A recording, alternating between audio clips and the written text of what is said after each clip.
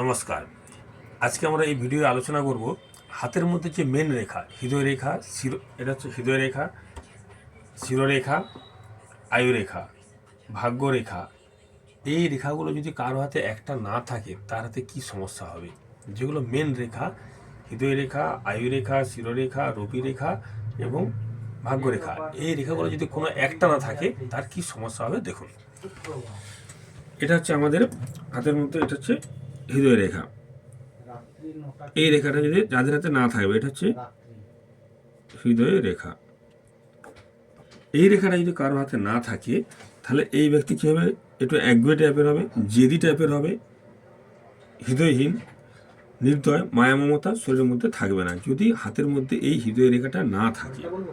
এবং মানুষ মাত্রে কী হয়, তারা বাচ্চা, ফুল এগুলো ভালোবাসে, গান ভালোবাসে। যাদের হাতে হৃদয় রেখা নেই তারা কিন্তু এই বাচ্চা, ফুল বা গান এগুলো কিন্তু সে ভালোবাসবে না যদি হাতের মধ্যে হৃদয় রেখা না থাকে। এবার দেখুন হাতের মধ্যে, এটা হচ্ছে আমাদের শিরোরেখা। এই শিরোরেখা যদি না থাকে হাতের মধ্যে তাহলে কী কী সমস্যা হতে পারে? চিন্তা শক্তির অভাব, উদ্ভাবনী শক্তির অভাব, প্রতিভার অভাব, একটা গতানুগতিক জীবন চলবে, একটা যান্ত্রিক জীবন চলবে বলতে পারেন, বা এর উন্নতি বিশেষ কিছু হবে বলে আশা করা যায় না। কারণ এটা হচ্ছে আমাদের ব্রেন লাইন বলা হয় এই শিরোরেখাকে।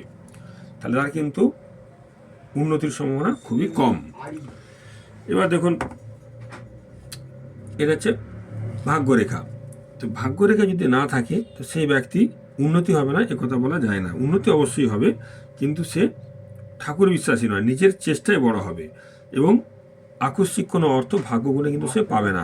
যদি হাতের মধ্যে এই ভাগ্যরেখা না থাকে তাহলে ওই ব্যক্তি আকস্মিক কোনো অর্থ বা ভাগ্যগুণে কোনো অর্থ কিন্তু সে পাবে না এবং তা সে পরিশ্রম করে নিজের চেষ্টায় কিন্তু তাকে বড় হতে হবে। হাতের মধ্যে যদি, এটা হচ্ছে আমাদের আয়ুরেখা, এই আয়ুরেখা যদি না থাকে তাহলে এই হাতের মধ্যে যদি আয়ুরেখা না থাকলে বা আয়ুরেখা যদি খুব ছোট থাকে তাহলে অল্প বয়সে মৃত্যু হবে, একথা কিন্তু সঠিকভাবে বলা যায় না। কারণ আয়ু বিচারের ক্ষেত্রে আয়ুরেখা যেমন দেখতে হয়, সঙ্গে হৃদয় রেখা, শিরোরেখা, এই তিনটা রেখারও কিন্তু বিচার করতে হয়।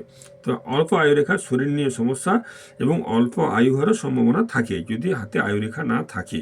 কারণ আয়ু বিচারের ক্ষেত্রে হৃদয় রেখা, শিরোরেখা, হৃদয় রেখা, শিরোরেখা, আয়ুরেখা এবং এই যে হাতের যে মাউন্টগুলো এগুলো কিন্তু বিচার্য বিষয় থাকে। আমরা এগুলো দেখি বিবাহ রেখা বা প্রেমের রেখা। যদি হাতের মধ্যে বিবাহ রেখা না থাকে তাহলে এই ব্যক্তির যেমন বিবাহ হয় না, আর তেমনি যে প্রেম ব্যাপারটা সেটা কিন্তু ওই ব্যক্তির হাতে, ওই ব্যক্তির জীবনে আসবে না। আবার এই যে আমরা বলছি স্বাস্থ্যরেখা, তো এই স্বাস্থ্যরেখা যদি সম্পূর্ণ গোটা থাকে, সুন্দর, স্পষ্ট, গভীর থাকে তাহলে ভালো, নাহলে কিন্তু এই রেখা না থাকাই ভালো। কারণ এই রেখা যদি ভাঙা কাটা কাটা হয় বা ডিপ সেরকম না হয় তাহলে কিন্তু শরীর নিয়ে সমস্যা দেখা দিবে। আর এটা না থাকাই কিন্তু বেশিরভাগ ক্ষেত্রে ভালো। যারা চাকরি করে তাদের ক্ষেত্রে স্বাস্থ্যরেখা না থাকলেও কোনো অসুবিধা নেই। ব্যবসায়ীদের হাতে স্বাস্থ্যরেখা সুন্দর, স্পষ্ট, সবল থাকলে তাহলেই কিন্তু ভালো। এটা হচ্ছে আমাদের মার্শাল রেখা। মার্শাল রেখা জীবনে আমাদের নিরাপত্তা দেয় বা আমাদের গাইডলাইন বলা হয়। আয়ুরেখার মধ্যে যেসব ফাঁড়া থাকে সেটা কিন্তু এই মার্শাল রেখাটা সেটা বিপজ্জনক হাত থেকে আমাদেরকে রক্ষা করে। এই মার্শাল রেখা যদি হাতে না থাকে তাহলে আয়ুরেখায় যদি কোনো বিপদ থাকে তাহলে আপনি সেই বিপদের মধ্যে কিন্তু পড়বেন। এটা হচ্ছে রবি রেখা। এই রবি রেখা যদি না থাকে তাহলে ওই ব্যক্তির জীবন কিন্তু অন্ধকার। সে তার অর্থ সামর্থ্য যদি থাকেও সে কিন্তু তার যতই টাকা থাক যাই হোক সে কিন্তু দিশার হয়ে থাকবে। আবার হাত যদি খুব ফাঁপা হয়, মোটা হয়, থলথলে টাইপের হয়, সে হাতে রবি রেখা কিন্তু খুব একটা ভালো ফল দেয় না। আবার হাত যদি খুব নরম হয় সে হাতেও কিন্তু এই শিরোরেখা, এই ভাগ্যরেখা খুব ভালো ফল দেয় না। এইভাবে আমরা হাতের মধ্যে মেন রেখাগুলো দেখে বুঝতে পারি যে রেখাটা থাকবে না সেই ব্যক্তি কিন্তু সেই জিনিসটার কিন্তু সেই রেখা অনুযায়ী যে ফলগুলো সেগুলো কিন্তু অভাববোধ করে থাকে। নমস্কার।